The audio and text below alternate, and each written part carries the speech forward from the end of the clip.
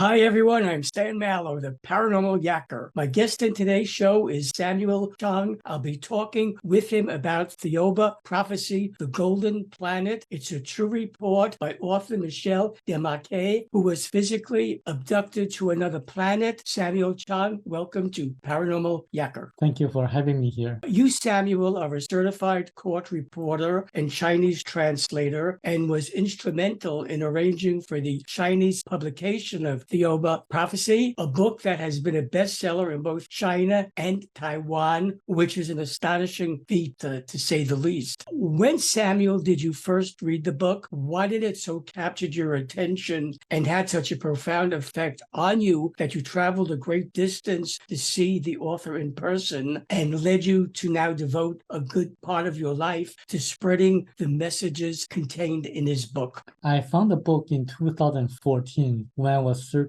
for books related to ET contactees on Amazon. I was hoping to get a book like this that can answer all my questions about the paranormal, all my questions about the Bible, and all about the questions about life. And this book really answers all these questions. It explains the reasons for the missing ships and planes in the Bermuda Triangle, explains how the Great Pyramid of Egypt was built, for what purposes. It explains a lot of the interesting phenomena on Earth, such as the stories in the Bible, such as the destruction of Sodom and Gomorrah, and the stories about Moses and Jesus Christ. It also says a lot of things about ghosts and the human energy field. So it really is like a closure to me to all the questions that I had. And in the postscript of the book, it says there are more incredible things that I was not allowed to write in the book, and because we are far from understanding them. So when Michel Desmarquet wrote this, it got me very curious. I was very interested in knowing what other incredible things that he was not allowed to write in the book. So I decided to track him down and to visit him, hoping that he would tell me that one thing that he was not allowed to write in the book. Could you tell me something about Michel Desmarquet's life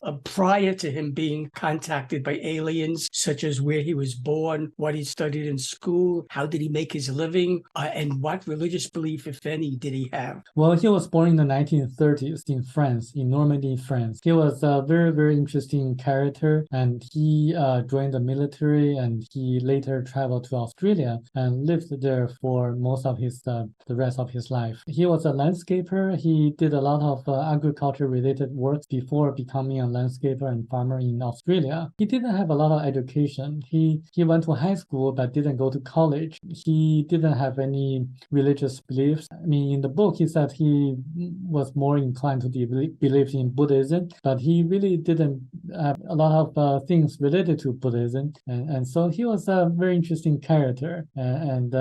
Well, the book, if you read the book, you'll know that the content in this book really covers a lot of topics and subjects. I don't think any landscaper would have written that. When was Michel first contacted by alien beings? What were the circumstances surrounding it? And what did they say to him at the very first encounter? The encounter occurred in June 1987. In the middle of the night, Michel Desmarquet suddenly woke up.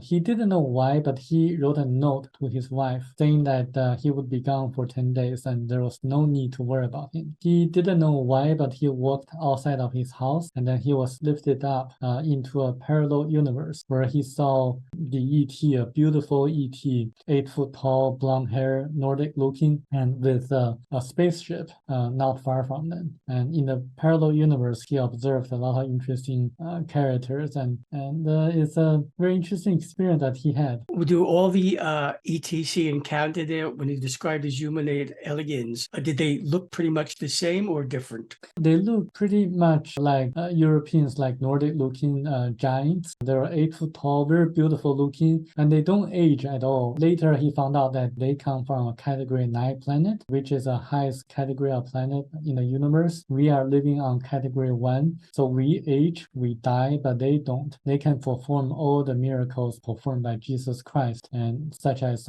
healing people, resurrect the dead, and also performing miracles like making themselves disappear or shapeshift. And actually, according to the book, the Jesus who performed the miracles as recorded in the Bible was someone sent by them to preach spirituality and love. Regarding the spacecraft in which Michel was abducted and that took him to the aliens' advanced planet, what did the craft look like from the outside as well as the inside? From the outside, it looks like a sphere that is like 100 meters in size, in the diameter. And then once he went inside, there was no door in the spaceship. He just went through the wall. And then similarly, he went through the walls of internal rooms. There were a lot of rooms in that spaceship, such as a room for changing clothes, room for computers, room for command, and room for resting. And so it's a very detailed description. He was disinfected in one of the rooms by blue light. I found that to be very interesting because there's a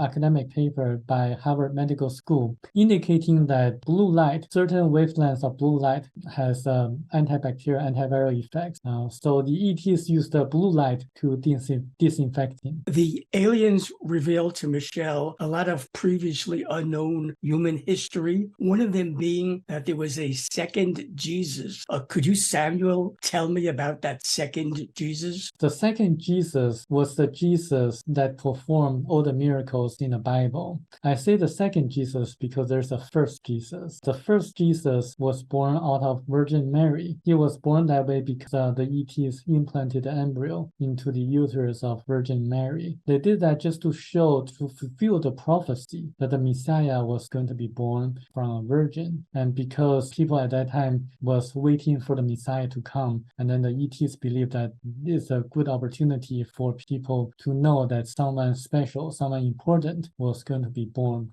But because he was born that way, he couldn't perform the miracles. Once the astral body goes into the embryo, the astral body forgets everything happened in the past lives, forgetting all the skills and knowledge to perform miracles. So that Jesus, born out of Virgin Mary, couldn't perform miracles even though he was very spiritual, very smart, intelligent. He later went to India and then died in Japan. So that's why there are some people say that Jesus went to India. And there was also a tomb of Jesus Christ in Shingo Village, Japan. The book was written in the late 80s. There was no internet back then. But there are a lot of details about the tomb of Jesus Christ. I believe that this is incredible because Michel Desmarquet couldn't have known that such details of the tomb of Jesus Christ in Shingo Village, Japan. People nowadays can look up on the internet, but back then he couldn't have done so. And that Jesus really died on the cross and resurrected 3 days after. He did that just to show that there's life after death and there's reincarnation. But somehow the concept of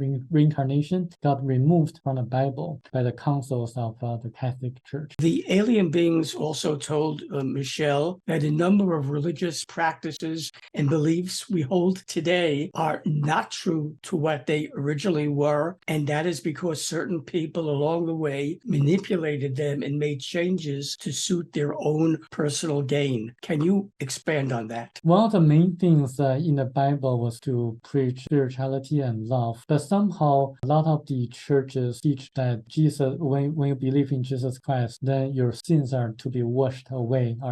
So that I find that to be very puzzling because, for example, if Hitler, who killed a lot of people, suddenly converted into a Christian, then will his sins be washed away? I don't think so. There has to be a gradual process. So this book makes it more reasonable because there's a cause and effect. There's karma. Once you do something wrong, you have to feel the pain and to really experience the other side of it. And I think today a lot of church goers, they don't have a lot of independent thinking. They just take for granted what they're preached. So I believe that they really need to think about it. And also, one of the most important things in the book of Thiaoouba Prophecy is that when you want want to connect with God, the Creator, you can do that on your own because the kingdom of God is within you. There is absolutely no need to go through an agent or intermediary like the pastor or minister or the clergy. You can just pray or meditate on your own and to get responses from your higher self or the Creator. And there's actually no need to go through the Catholic Church, the Protestant Church. You can just get answers on your own when you encounter life challenges or when you're looking for answers. The first men on Earth, where they came from, who they were,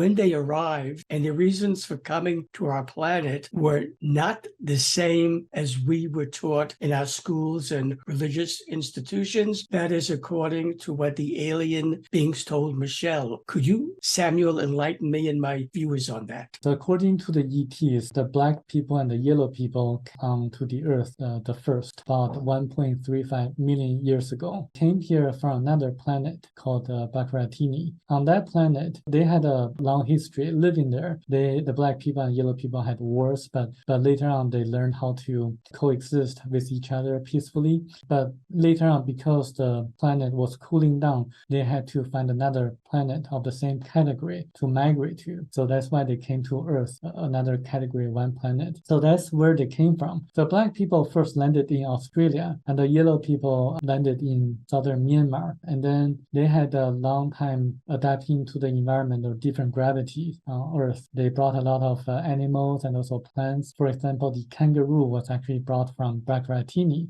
and also a lot of plants too. And there is a long history as detailed in the book. The Caucasians, the white people, came afterwards. They first landed the continent of Atlantis. Back then, there exists that continent between Europe and North America. There also exists another continent called Lemuria, which was on the Pacific Ocean. Today, we can see some remainings of Lemuria, which is the Hawaiian Islands and also the Easter Island. So we see the statues of Moa, the Moa statues on Easter Island. That's actually built by the people on Lemuria. And also, interestingly enough, it talks about where the Jewish people came from. They came from originally the planet called Hebra, very similar to the word Hebrew. Hebra was actually a category 3 planet, 2 levels higher than Earth. It's very interesting because I always find Jewish people to be more spiritual and more intelligent and more studious in a lot of aspects. And this is the reason why they were chosen by the Thiaoubans to lead, to lead the whole kind of other people. And this is why they chose Moses to lead the Hebrews out of Egypt, because they didn't really want the Hebrew people to be enslaved by the Egyptians. Being a highly spiritual people, they wanted them to keep their own path. And so this is why the Bible says that the Hebrews were the chosen people. Michel was shown the devastating effects of the aftermath of an atomic war, and he describes in his book what he saw in chilling details. Could you tell me about some of those heart-wrenching things Michel witnessed? Before arriving on planet Thiaoouba, the Thiaoubans took him to another planet called Arimo X3. On that planet, Michel Desmarquet saw a lot of deformed people because after radiation, there were a lot of illness existed on the among the people on the planet. And also, there was a lot of descriptions on the devastations, such as a lot of dust on the cars and also a lot of animals, dangerous animals because of the radiation, because of the mutations of the genes. And the Thiaoubans actually had to kill the mutated animals that were attacking the residents on that planet, helping them to be able to survive. But according to this book, nuclear wars are actually not the most dangerous thing that we can imagine. The most dangerous thing that we can imagine are actually the way we live our life. According to the book, we live our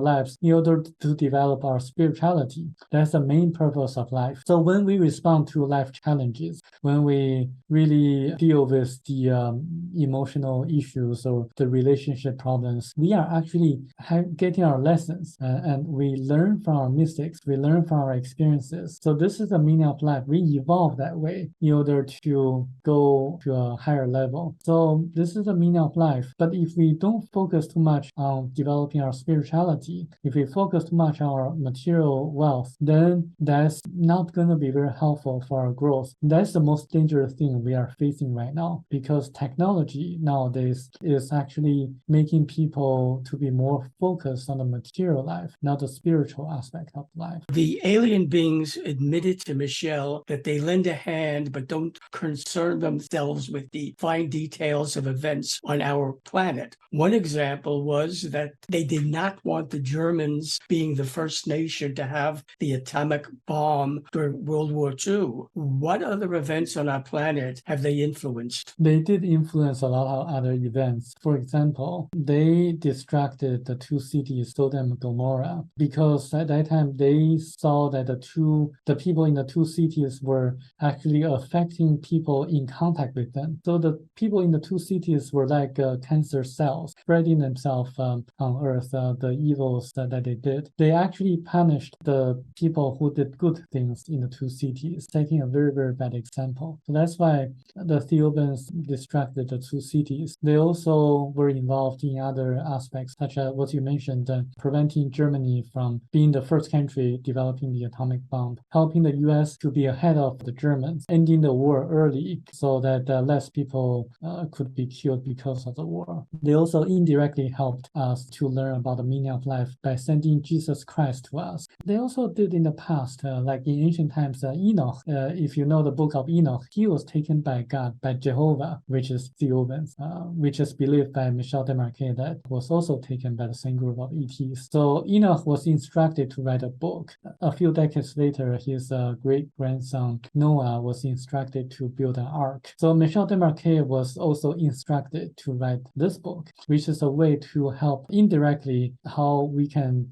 get on the right path. So that is very interesting because they are trying to show us the basic concepts. So if we learn from our own, knowing the basic concepts, we learn the most. For example, if my parents want help me to solve a mathematical problem by giving me the answers directly, then I wouldn't have learned much. But if I learned how to solve the problem, if I solve the problem on my own, I learned the most. Similarly, the ETs are helping us the same way, giving us general directions, and then it's up to us whether to take these suggestions or not, to learn or not. In Michel's interstellar journey to visit Thiaoouba, what impressed him most as he traveled there, and how did he describe what he saw and experienced on that planet? They actually traveled at a speed faster than the speed of light into deep space. And then they used a technology called transubstantiation to kind of transport or teleport themselves to another location instantaneously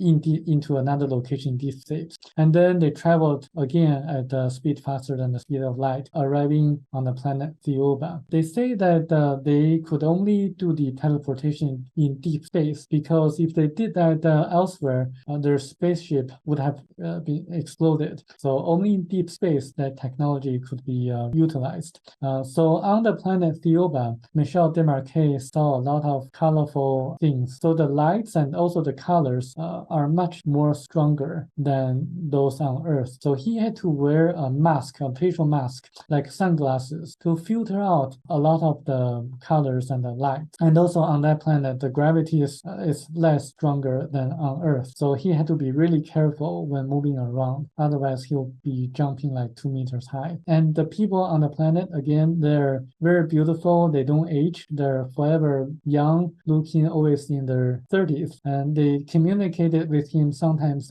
by speaking, sometimes via telepathy. They were really nice and loving people. Michel Desmarquet felt great love being present with them, and they told him a lot of knowledge. For example, like what happened in the history of Earth, how the continent of Lemuria disappeared. They also took him to his past lives, his previous 80 lives, to see how he was in his past lives. What were the main messages the alien beings wanted Michel to pass on to mankind, and what are they most concerned about, most alarmed about regarding the direction in which we humans are headed? The most alarming message is that we are at a very critical critical moment of time. We have to make the right decision, whether to go towards materialism or to develop our spirituality. So that's the key message, because technology should be helping us to develop our spirituality and not to enslave us in a more materialistic monetary world. And also it talks about the four most dangerous things on earth. The first being money, the second politicians, and the third journalists and drugs, like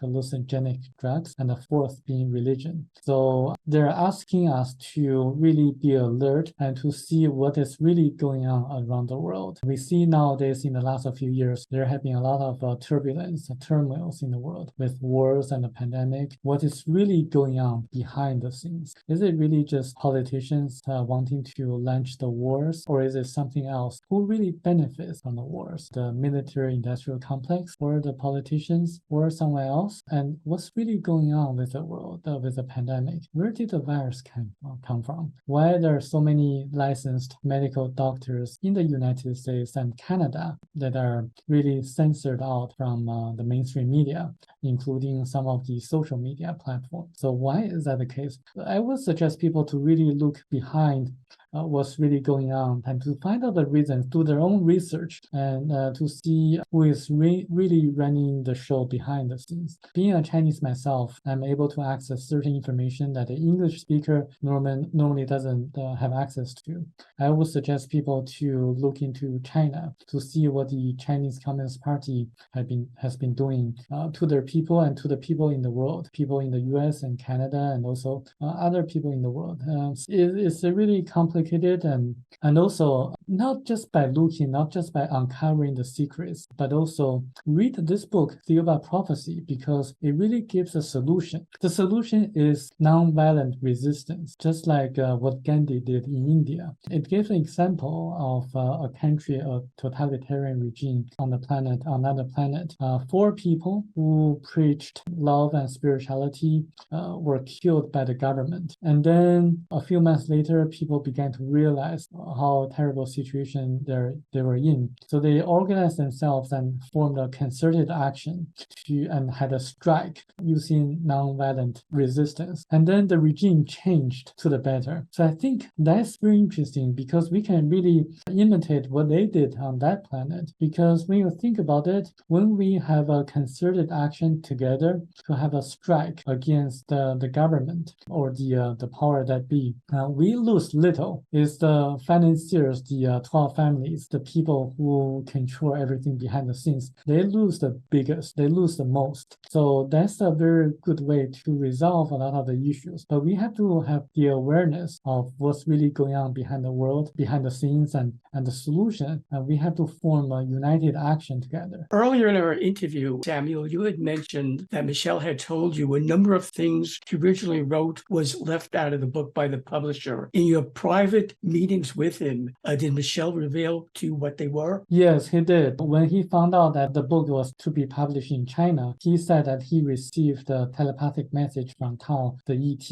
allowing him to tell me the one thing that he was not allowed to write in the book, but he had to tell me in person. I had to fly to Vietnam again to meet him in person to receive the message, which he told me. The message involves a lot of very interesting information, very specific information. I would suggest people to read the book first. If they're curious about the message, they can go to my website. I wrote an article about it, giving hints on what the message is about. I cannot reveal the message in details because they told me not to. I have to abide to my words. But they didn't say that I couldn't make a puzzle out of it, which is what exactly I did. I wrote a whole article on it, making like a puzzle-like thing that people can really read between the lines and they'll figure out on their own what the message is about. Should viewers of Paranormal Yacker want to buy Thiaoouba Prophecy, The Golden Planet, and learn about the various projects you're involved with, how can they do that? They can go onto my website, chinasona.org/Thiaoouba, THIAOOUBA, with the capital letter T. Some of the projects I've been involved include developing an aura camera to capture the human energy field. I found that to be very important because the auras can foretell what illness the person is about to have. If the colors are off, then that means a few months later, some kind of illness or physical symptoms are about to appear. That's been verified by a lot of people who could see auras. And if you can see the colors of auras, please let me know. We are looking to gather more data, consistent scientific data, so that we can feed into artificial intelligence to come up with algorithm. Another project I'm involved in is to develop color therapy clothing. One of the most important messages is that the color has a lot of effects on our emotional and physical bodies. So by wearing the colorful clothes or the colors that match your aura, you're going to feel much better. And a lot of evidence, scientific studies